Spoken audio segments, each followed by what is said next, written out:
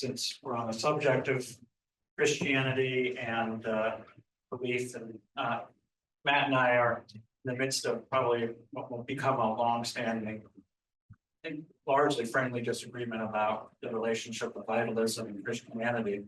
But it's striking to me, in the context of the current election, there's a really interesting phenomenon that, as I was listening to you speak, I'm trying to parse it out, and I'm wondering if you can help me.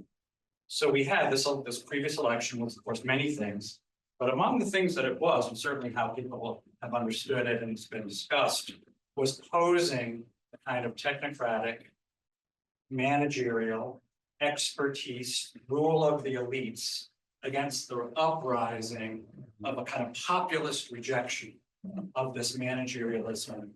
Populism often characterized as the rejection of pin-headed elites, of the experts who know better than the ordinary person, the embodiment of common sense, which you had a shout out to. And often, at least people who are more likely people of faith than those who are in the kind of meritocratic elite. And yet we also saw in this election the support of the populist position of people who might be described, really prominent support of people who might be described as those as a little bit more on the side of those who favor or who are not inclined to this view of gratitude that you understood. I'm thinking here of somebody who, like someone like Elon Musk, who thinks that we really have to leave the planet soon and get out of here. Yeah. If amen means, among other things, being grounded and loyal, well, that's not an especially grounded and loyal perspective. Right. Word I didn't hear as you were describing Ratzinger's discussion of gratitude, the word I didn't hear was humility. And the disposition and inclination of humility, which might be one way of thinking about Christianity and how one can push back against those who pass too proselytizing, is that the disposition toward gratitude requires a certain form of humility. Mm-hmm. Where does the disposition of one who opposes the elite, who imposes their managerial viewpoint, from a vitalist perspective, also kind of move into a danger of a rejection of a kind of humility that itself becomes a threat to gratitude? Well, politics is never the domain of humility. And but it seems to me that your interest in the vitalist current of the contemporary political world is very much feeding into precisely interesting ways the rejection of this managerial elite viewpoint, but has elements that are not entirely distinct in terms of its rejection of the disposition of gratitude. Okay, so what is the thing that these unruly populists should be grateful for?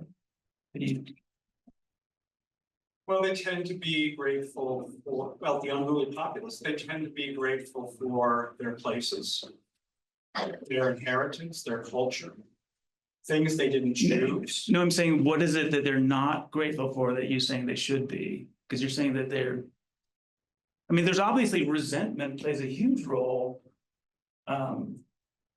in populism. And I'm fairly sympathetic to populism. So I think it's a well-founded resentment. Now, resentment of, if you feel like you're getting screwed over somehow, that's not quite the same as ressentiment in Nietzsche's sense, which is responding to your impotence to address that injustice by inverting the table of values so that, so Nietzsche's classic version of this is Christianity. Why do you be meek? Because you're impotent. So you turn meekness into a virtue. That's ressentiment. It's a long story as to how I think Nietzsche gets that wrong, but so in other words, resentment, I think, is not simply to be somehow denied political actors. That's what drives politics a lot. So I don't quite understand your question.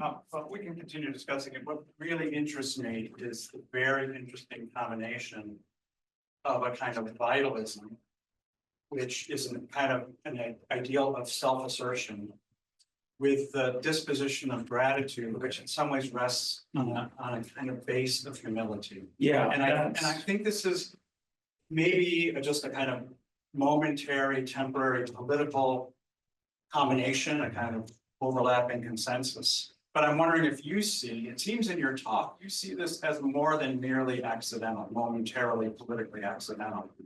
And that I'd like to hear you parse out.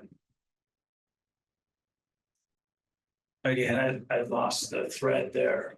But I would say that, so that to go back to the motorcycling example, it is a kind of self-vaunting, it's like putting yourself into something kind of risky and that calls forth, some hard capacities.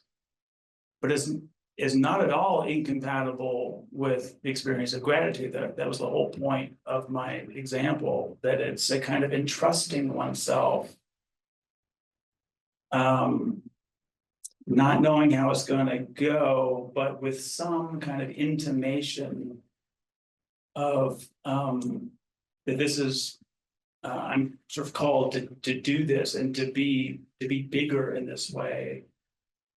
And I want to say that is connected to some further intimation of benevolence in the world itself. It's a little hazier.